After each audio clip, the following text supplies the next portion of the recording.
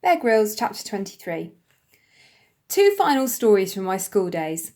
The first involves my first ever mountaineering expedition done in winter to Mount Snowdon, the highest peak in Wales, and the second is winning my first girlfriend. Well, when I say girlfriend, I mean I kissed her more than once and we were together almost a week. But first, the Snowdon mission. As the planned expedition was in wintertime, Watty, one of my best school buddies, and I had 2 months to get excited and pack for it. When the trip finally came around, our backpacks were so heavy that we could hardly lift them. Lesson 1. Pack light unless you want to hump the weight around mountains all day and all night. By the time we reached Snowdonia National Park on the Friday night, it was dark, and with one young PT teacher as our escort, we all headed up into the mist, and in true Welsh fashion, it soon started to rain. When we reached where we were going to camp, by the edge of a small lake halfway up, it was past midnight and raining hard. We were all tired from dragging the ridiculously overweight packs, and we put up the tents as quickly as we could. They were the old-style A-frame tents, not known for their robustness in a Welsh winter gale, and sure enough, by 3 a.m, the inevitable happened. Pop. One of the A-frame pegs supporting the apex of my tent broke, and half the tent sagged down onto us. I thought. But both Watty and I were just too tired to get out and repair the first break, and instead we blindly hoped that it would somehow sort itself out. Lesson 2. Tents don't repair themselves however tired you are, however much you wish that they just would. Inevitably, the next peg broke, and before we knew it, we were lying in a wet puddle of canvas, drenched to the skin, shivering and truly miserable. The final key lesson learned that night was that when it comes to camping, a stitch in time saves 9, and time spent preparing a good camp is never wasted. The next day, we reached the top of Snowdon, wet, cold, but exhilarated.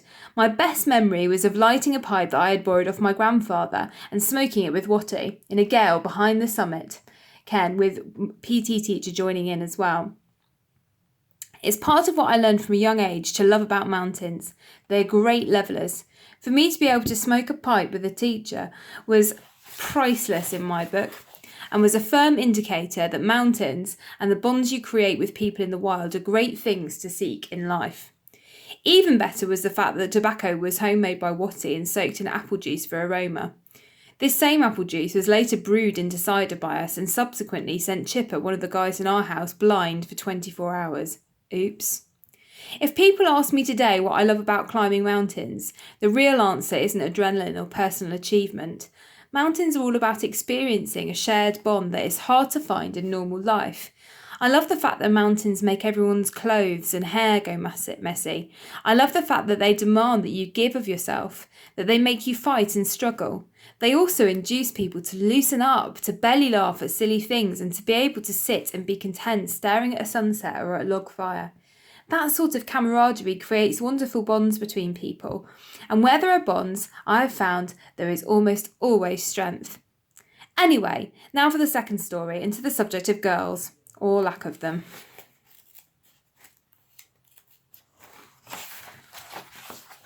Eton, for all its virtues, seriously lacked girls. Well, apart from the kitchen girls who we camped out on the route waiting for night after night. But beyond that, and the occasional foxy daughter of a teacher, it was a desert. Talking of foxy daughters, I did desperately fancy the beautiful Layla, who was the daughter of the clarinet teacher, but she ended up marrying one of my best friends from Eton, Tom Amy's, and everyone was very envious. Great couple. Anyway, we digress. As I said, apart from that, it was a desert. All of us wrote to random girls that we vaguely knew or maybe had met once, but if we were honest, it was all in Never Never Land. I did meet one quite nice girl who I discovered went to school relatively nearby to Eton. Well, about 30 miles nearby, that is. I borrowed a friend's very old, single-geared, rusty bicycle and headed off one Sunday afternoon to meet this girl.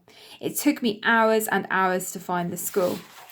And the bike became steadily more and more of an epic to ride, not only in terms of steering, but also to pedal as the rusty cogs creaked and ground.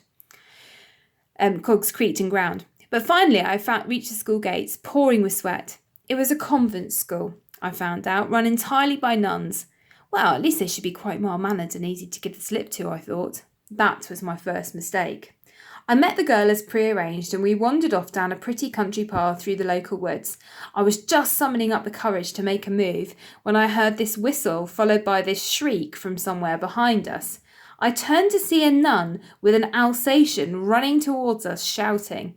The young girl gave me a look of terror and pleaded with me to run for my life, which I duly did. I managed to escape and had another monster cycle ride back to school thinking, flipping Nora, this girl's business is proving harder work than I first imagined. But I persevered. One good way of meeting girls was to join Eton's Strawberry Cricket Club, which was a school team for people who were meant to be half decent at cricket, but who didn't want to take it very seriously. Instead of playing other schools, it was designed to play local clubs. This mainly consisted of pub teams and their female supporters, and the concept was brilliant. Brilliant fun, made even better by the fact that we had bright pink sweaters and it was all considered a bit of a joke. It was just my sort of team and I signed up as once.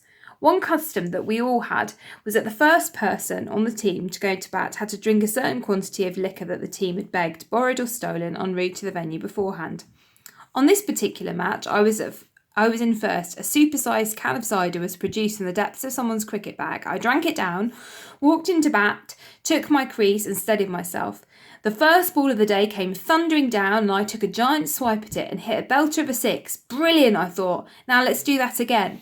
The second ball came and attempting another monster shot, I missed it completely, spun around, fell over and landed on the stumps. Out! As I returned to the pavilion, I noticed sitting on the sideline a beautiful girl in a flowing summer dress, sipping a can of Coke and smiling at me. If my legs weren't like jelly from the cider, they definitely were now. We got chatting and I discovered that she was called Titania and that her brother was playing for the opposition. She had also found my batting saga quite amusing. To top it all, she was aged 20, 2 years older than me and didn't go to a convent school, but to a German university. Now, there was a weekend out of school coming up the next day and I had planned to head down home to the Isle of Wight with about 10 school friends all together. I boldly asked Titania if she might like to join us. I was buzzing on adrenaline and cider and couldn't believe I'd actually dared to invite her out. She accepted, and before I knew what was happening, we were at home in the Isle of Wight with my parents away, all my friends and this beautiful girl who for some unknown reason couldn't get enough of me. This was indeed very new territory. We had an amazing weekend and I got to kiss Titania non-stop for 36 hours and she even shared my bed for 2 whole nights. Unbelievable.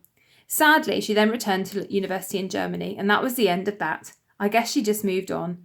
But the truth is that such good fortune didn't come around very often at an all-boys school. When it did, you had to thank your lucky stars.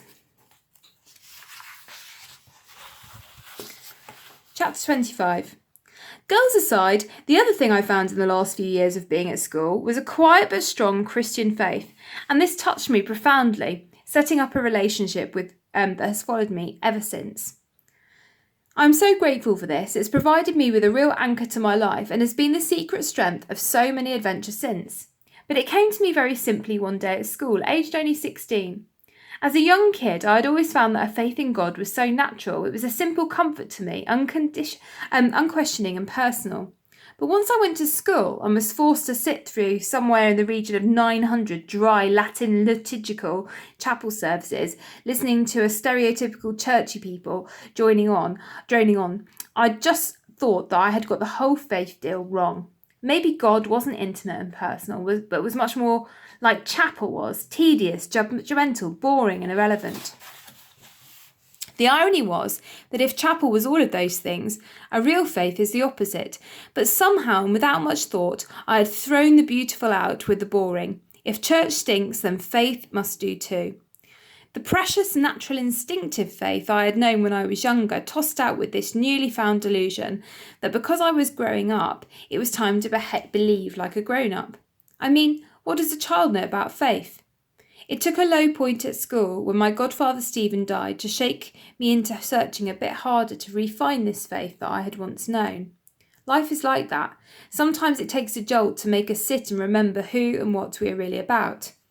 Stephen had been my father's best friend in the world, and he was like a second father to me. He came on all our family holidays and spent almost every weekend down with us in the Isle of Wight in the summer, sailing with Dad and me. He died very suddenly and without warning of a heart attack in Johannesburg. I was devastated. I remember sitting up a tree one night at school on my own and praying the simplest, most heartfelt prayer of my life. Please, God, comfort me. Blow me down, he did. My journey ever since has been trying to make sure that I don't let life or vicars or church overcomplicate the simple faith that I had found. And the more of the Christian faith I discover, the more I realise that at heart it is simple. What a relief it has been in later life to find that there are some great church communities out there with honest, loving friendships that help me with all of this stuff. To me, my Christian faith is all about being held, comforted, forgiven, strengthened and loved. Yet somehow that message gets lost on most of us, and we tend to only remember the religious nutters or the God of endless school assemblies.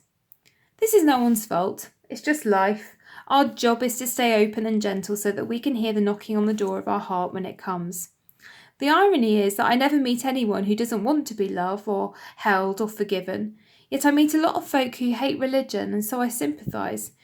But so did Jesus. In fact, he didn't just sympathise, he went much further. It seems more like this Jesus came to destroy religion and bring life.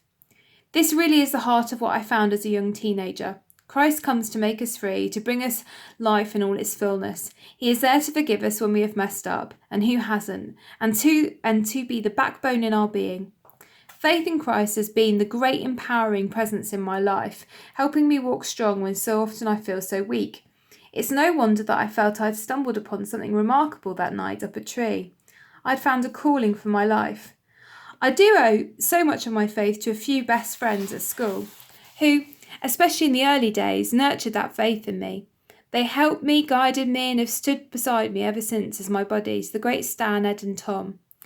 As for my other great buddies at school, like Mick, Al, Watty, Hugo and Sam, they simply considered this newfound Christian faith of mine was a monumental waste when it came to getting girls. Talking of getting girls, in case you were wondering, it was because of my face that I only kissed that beauty of a German girl I met, and I didn't end up making love, although I must admit it took all my strength at the time to resist that one. Despite all my friends thinking I was utterly mad, deep down I felt a determination to try and keep my virginity for my wife one day. But that really is another story. Chapter 26. So that was Eton for me, and I look back now with a great sense of gratitude. Gratitude that I got to have such a great education, and gratitude that my father had worked so damn hard so as to be able to afford to send me there. I never really thanked him as I should have, but I just hope somehow he knows how grateful I am for all that he gave me. Eton did, though, teach me a few key lessons. It showed me the value of a few close friends and how those friendships really matter as we walk through our days. It also taught me to understand that life is what you make of it, and with that there comes responsibility. No one will do it all for you. That is left to each of us to go out to grab life and to make it our own. My time at Eton did develop in me a character trait that is essentially, I guess, very English. The notion that it is best to be the sort of person who messes about and plays the fool, but who, when it really matters, is tough to the core.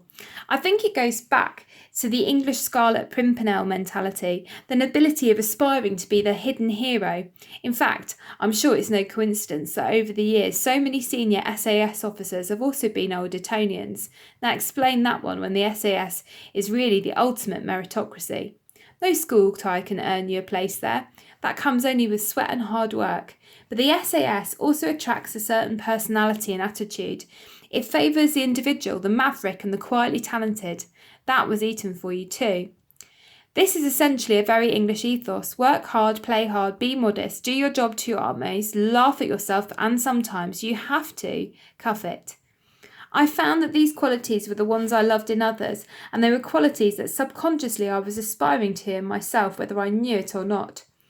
One truth never changed for me at Eton, however, and however much I threw myself into the life there, the bare fact was that I still really lived for the holidays, to be back at home with Mum and Dad and Lara in the Isle of Wight. It was where my heart really was. As I got older, the scope of my world increased. My mum helped me to buy a second-hand moped. In fact, it was more like an eighth hand thinking about it, and was also an elderly person's model, and in purple, but it was a set of wheels despite it being only 50cc. I rode it everywhere around our little village, to see friends and into town and go to the gym. I had found a gritty weightlifter's gym that I loved going to as often as I could. I rode the moped on the beach at night and tagged it up the dirt tracks as much as one can rag an elderly person's purple moped. I felt free. Mum was always so generous to Lara and me growing up that it helped me to develop a very healthy attitude to money. You can never accuse my mum of being tight. She was free, fun, mad, and endlessly giving everything away. Always. Sometimes that last part became a bit annoying, such as if it was something belonging to us that Mum had decided someone else would benefit more from. But more often than not, we were on the receiving end of her generosity, and that was a great spirit to grow up around. Mum's generosity ensured that as adults we never became too attached to or attracted by money. I learned from her that before you can get, you have to give, and that money is like a river. If you try to block it up and dam it, i.e. cling on to it, then like a dammed river, the water will go stagnant and stale and your life will fester. If you keep the stream moving and keep giving stuff and money away wherever you can, then the river and the rewards will keep flowing in.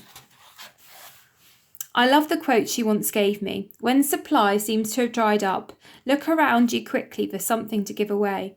It's the law of the universe. To get good things, you must first give away good things. And of course, this applies to love and friendships as well.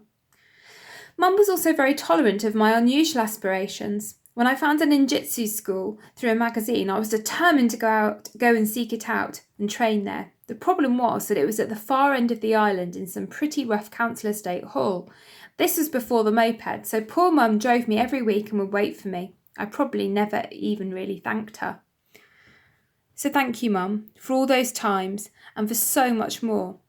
By the way, the ninjutsu has come in real handy at times. Chapter 27. One of the many great things about growing up on the Isle of Wight was that during the winter time the community was quiet, the weather was blurry, the sea was wild. I loved that. It gave me time to climb, train and do all the outdoorsy stuff I had started to need to do so badly. Then in the summertime it would go crazy with families from London and beyond coming down and renting cottages for holidays. Suddenly the place would be teeming with kids my age with whom I could mess around with, sail and hang out. I loved it then even more. I would arrange with friends to sneak out after dark and meet on the beach for barbecues, fires and to drink as much legally brought alcohol as could be found. At 15, this was more often than not a big bottle of cider borrowed from one of our parents in the hope that they wouldn't notice it was missing. We would sit on the beach, swig from the bottle, throw stones into the sea and stoke up a big fire. I loved these times so much. Mick Crosswaith was one of my closest friends down on the island during these summers, and he was also at Eton with me. We eventually went on to join the military, climb Everest and cross the North Atlantic Ocean together, but really the close friendship started on the beach. Sneaking out of home was relatively easy. A sloping roof from my bedroom window led to a drain pipe, and from there it was a simple 12-foot slither down to the lawn, a breeze compared with school. Mum and Dad would come and say goodnight. They would leave, switch the light out, close the door, and I would be gone. Life on the beach at night was great. I had my first real teenage kiss with a girl I liked on a bench overlooking the sea, and the world was all good. If we weren't on the beach, we would be in one of each other's houses. It had to be someone's house whose parents were more liberal than mine and didn't mind a load of kids watching films until 4 a.m. upstairs. My folks, kind of rightly, would never have allowed that. I remember one week we all started playing strip poker. This is more like it, I thought. It wasn't even really poker, it was more like pick an ace and lose an item of clothing. I tried one night to rig the cards so I could end up naked with Steffi, this girl I really fancied. I carefully counted out the cards and the aces and rather unsubtly made sure that I was sitting next to her when we started playing. Annoyingly then, she swapped places when someone else came to join us, and I ended up naked next to Mick, embarrassed and self-conscious. That would teach me to cheat. Most of the time, my attempts to get a girl fell pretty flat. In fact, whenever I really liked a girl, I would always end up losing her to someone else, mainly because I found it so hard to make my feelings known and to pluck up the courage just to ask her out. I remember a friend coming down to the island to stay at the end of one summer, and within 24 hours he was in bed with a girl that I'd been chasing all holidays. I couldn't believe it. What the hell did he have that I didn't? I noticed that he wore these brown suede cowboy boots, so I went out and bought a second-hand pair, but I just looked stupid in them. To make matters worse, this friend then went on to describe to me in great detail what they got up to in that bed. It kind of summed up my attempts at womanizing.